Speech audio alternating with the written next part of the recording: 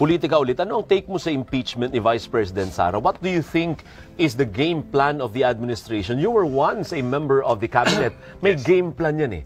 Anong game plan ng administrasyon? Well, ang game plan nila ay gusto nilang makonvict si Inday Sara Then? before June 30 para magkaroon ng bagong vice presidente. Before June 30? Di ba malapit na yun? Kaya ba? May oras ba? Kaya nga pinupwersa nila na dapat magkaroon na ng impeachment court ang Senado. Mag-convene into an impeachment court at aapurahin nila yan before June 30 magkaroon ng judgment of conviction para mapalitan ang vice presidente at kung sino man ang ilagay nila dyan ay may lamang kung election sa 2028.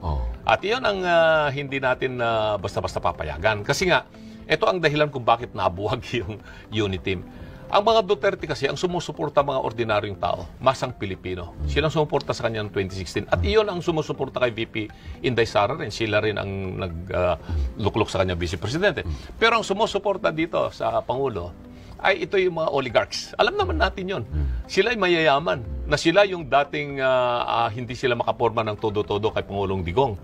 Ayaw nilang sitwasyon So, ang framing mo para siyang away ng elitista at masa. Exactly. Exactly. Yun ang totoo niyan. Away ito ng elitista at ang masang Pilipino.